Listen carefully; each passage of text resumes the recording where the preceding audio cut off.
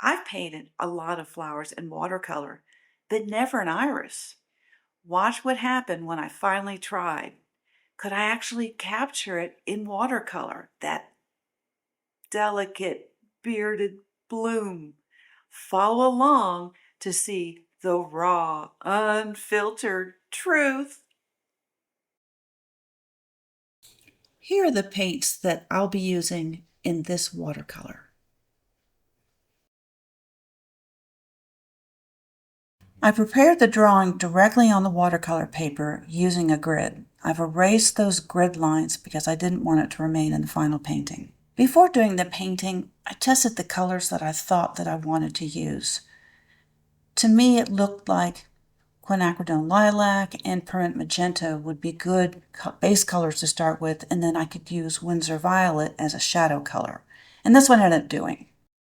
My first wash is a combination of Permanent Magenta with a little bit of Winsor Violet. Because the value at the top of the flower is a little bit darker than the value towards the center of the flower where light is streaming through, I wanted to paint a little bit of a gradient.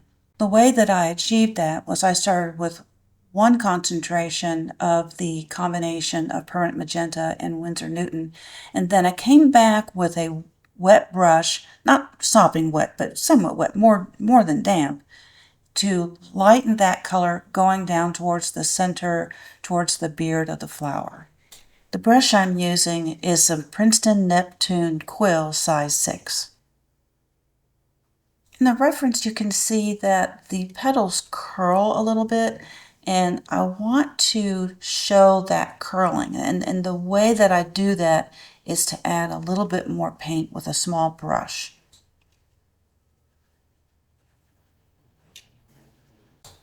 Because the paint on the petal is still wet, the darker paint that I'm laying down is bleeding a little bit, making its own little gradient. And that gives the sense of curvature.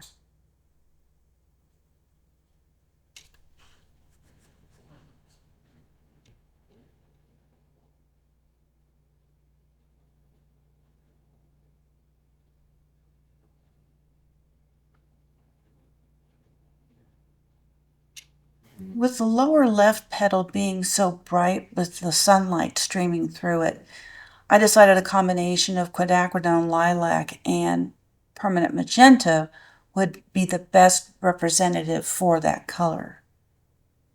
I'm laying in essentially a flat wash with the quill brush and then coming back with the liner brush to try to start bringing in those details of the striated colors near the beard of the flower.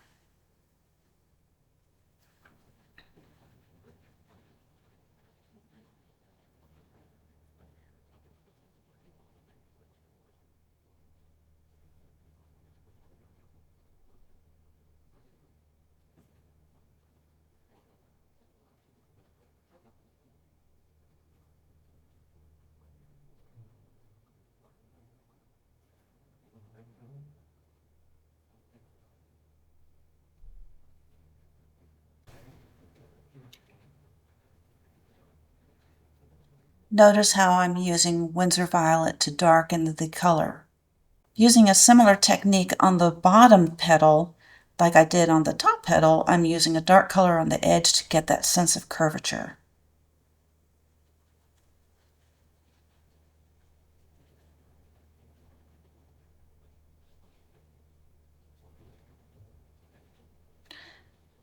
The best thing now is just to let that petal dry and work on other parts of the flower. You can see I'm using the same colors on the right side petal.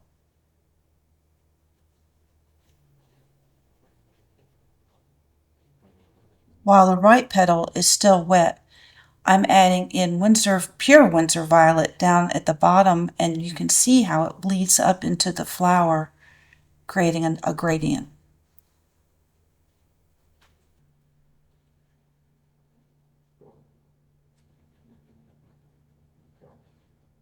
One of the things that I did differently in this composition is notice how it looks like there are some blooms coming out of the top of the main bloom that I'm painting,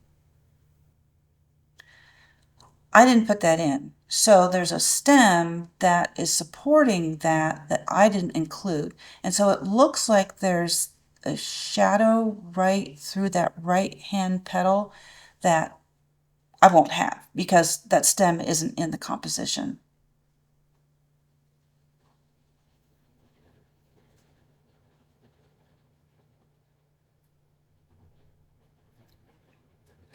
The colors I'm using for these unfolded blossoms are Serpentine Genuine and Shadow Green, which are off camera, plus the pinks and purples that are in the palette that you can see.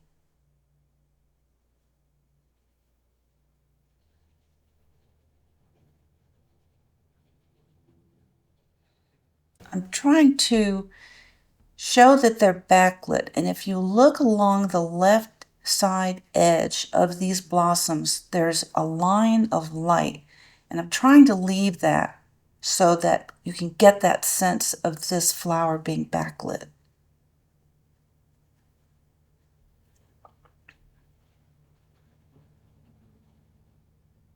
I'm continuing to darken using Winsor Violet.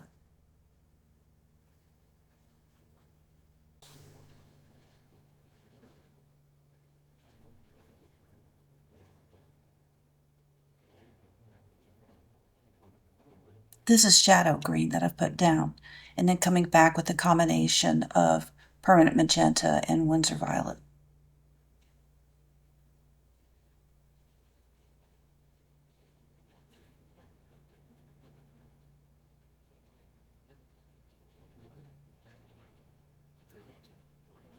It's almost a gray color, and I'm having to finesse it a little bit.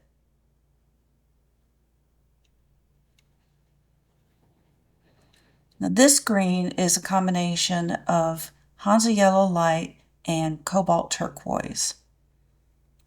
Now I'm darkening it using Winsor Violet.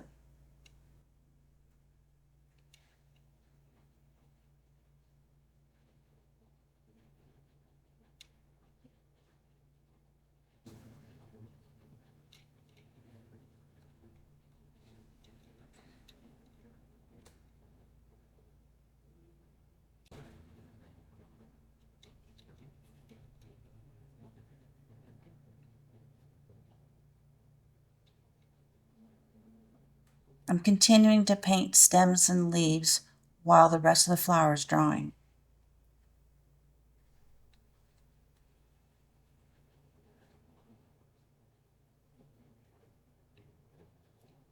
I don't think I've left enough of the highlight on those unfolded blossoms on the right. So I'm going to go in and try to lift off a little bit of the pigment to see if I can't get that value a little bit lighter on that edge. I'm using a NicPro brush, which is a stiffer brush, to help me do this.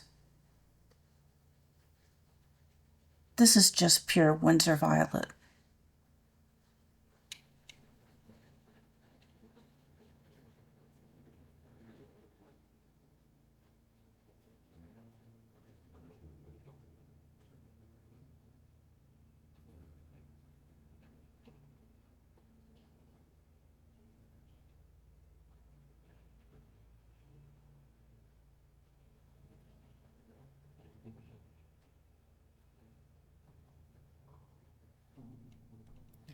Now I'm layering in the shadows on this petal using Winsor Violet. And notice how I'm taking a damp brush to get those edges to soften. I don't want all hard edges in this part of the shadow. I will want some hard edges, but not all hard edges. And you'll see me use this technique throughout the painting of this flower.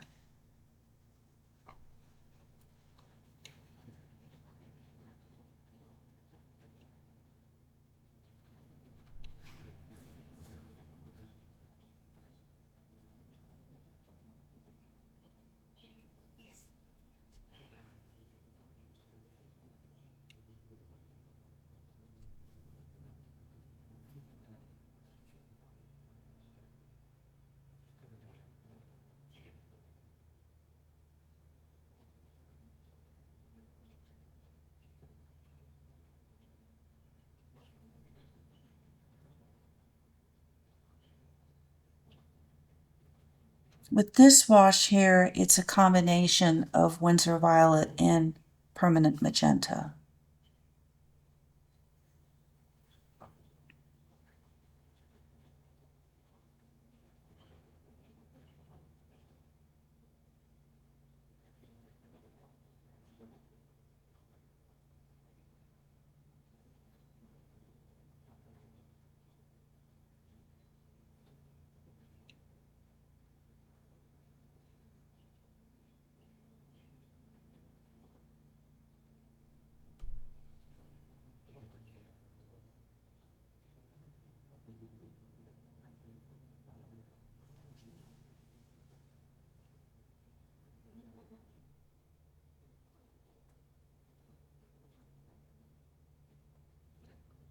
Now I'm using a damp brush to lift out a little bit of pigment. A lot of times people think, oh, if you're lifting, it's because you made a mistake. Well, yeah, it can be for that reason, but in this case, it actually is a technique. I've seen other people paint flowers where they put down one dark value and then come back and lift as part of the process that they use to paint the flower.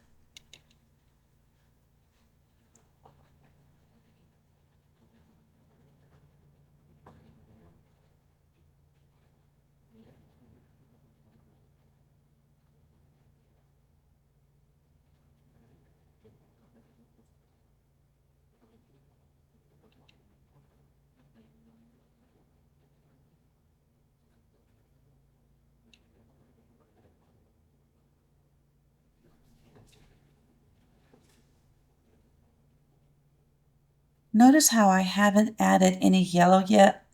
By putting all the purple values down first, I'm going to prevent blending of purple and yellow. If you blend purple and yellow, you get brown.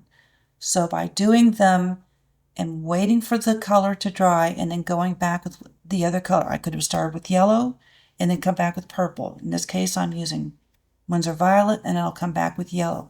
That prevents that blending from happening. There might be situations where I want them to blend, but this is not one of those. To make that shadow under the flower seem more gray, I'm using a combination of Winsor Violet and Shadow Green.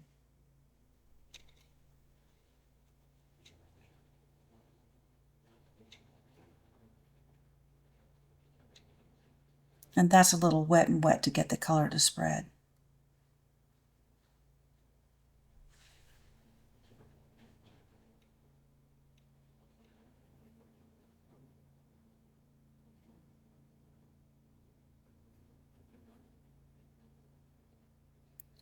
Now that the left-hand petal has dried, I'm now layering on Winsor Violet to put on those darker shadows.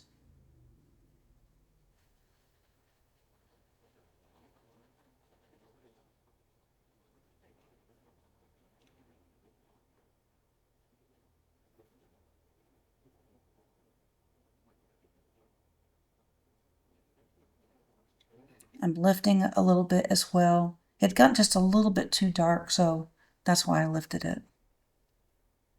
That large shadow that I'm painting in, I'm not just using brush strokes, I'm actually dropping wet pigment into it and letting the pigment spread on its own.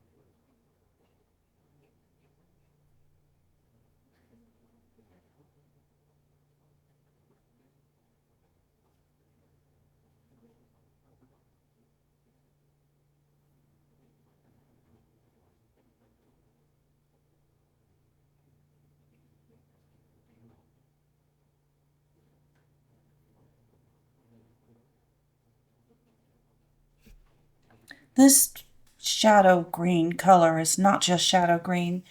What I have in my palette that's off to the right is a combination of Indanthrone blue, Winsor violet, and Hansa yellow light, which makes a really lovely gray. So I'm taking that plus shadow green to get an even grayer but green-gray color on these blossoms.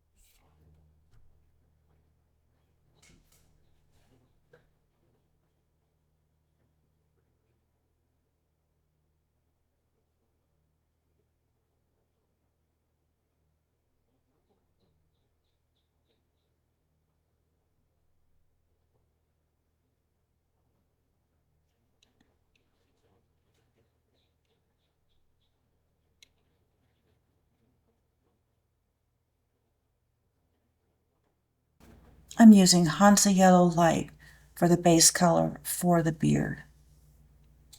To get the orange color, I'm coming back with Quniacridone Lilac.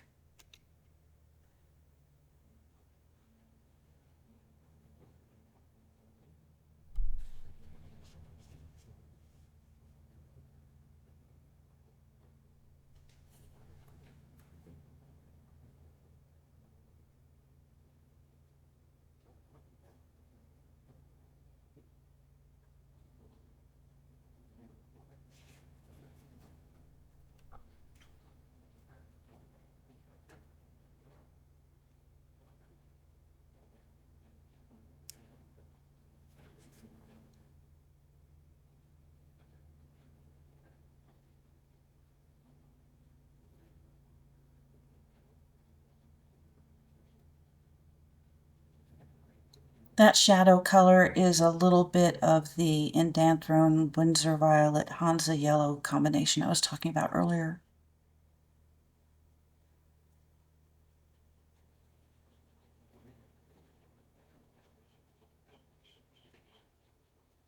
Before I got to this part, I decided that I wanted to show some blue sky, so I'm laying down some clean water to start the sky.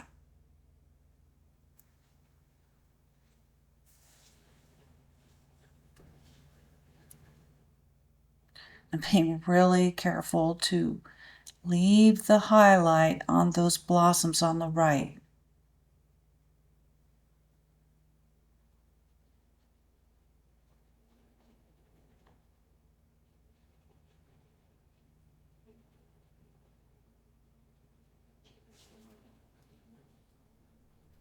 Now I'm dropping in pure cobalt blue for the sky.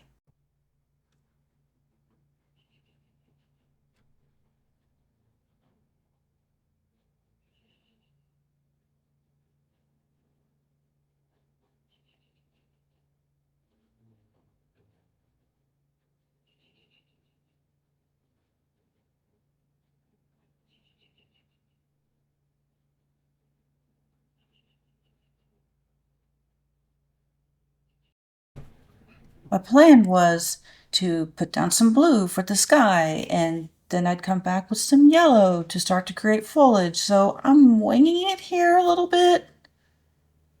The green is a combination of Hansa Yellow Light and Cobalt Turquoise, and then sometimes I'm using Hansa Yellow Light and Manganese Blue Hue.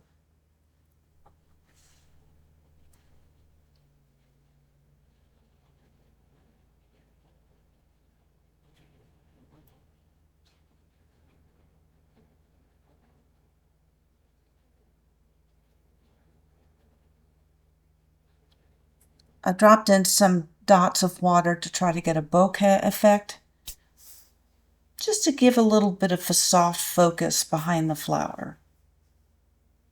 Same with the dots of manganese blue and the dots of permanent magenta.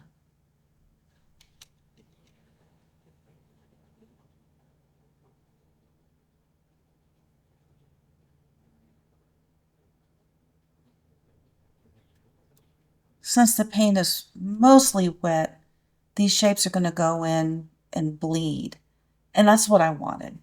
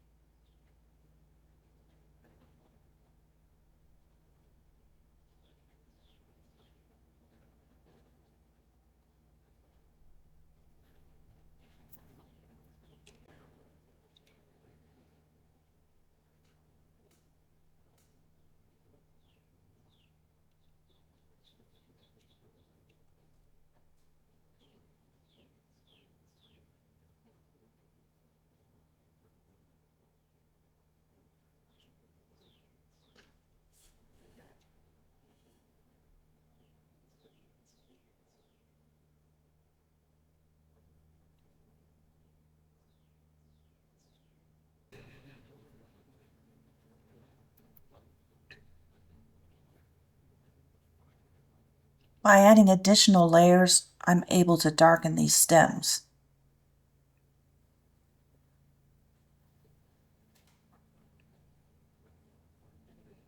Because the flower is backlit, it's going to really help keep that flower in the foreground.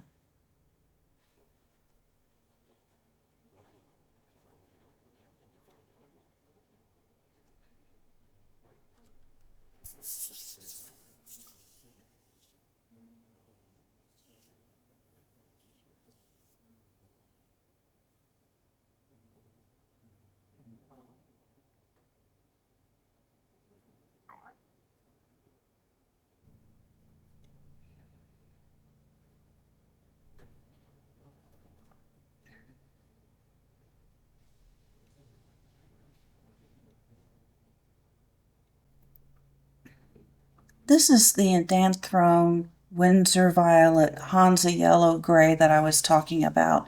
Look at how warm and nice. You can make it a more cool gray. It's a really useful color.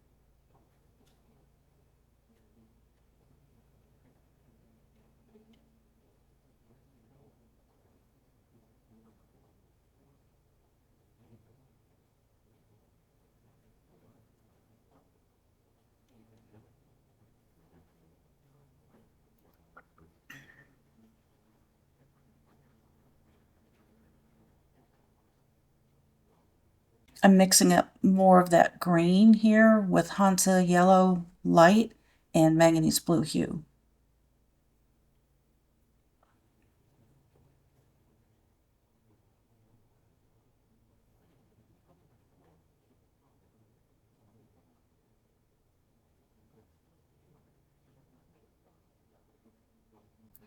At this point, I'm Still a little dissatisfied with the foliage. I didn't want to put in a lot of detail on the foliage because I want the focus to be on this main flower and its leaves. But I needed to have something in there, so I'm still faking it.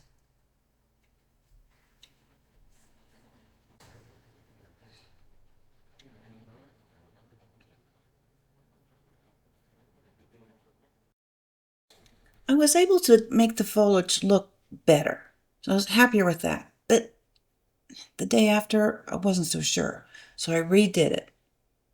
Which one do you like better? The one on the left or the one on the right? Let me know in the comments.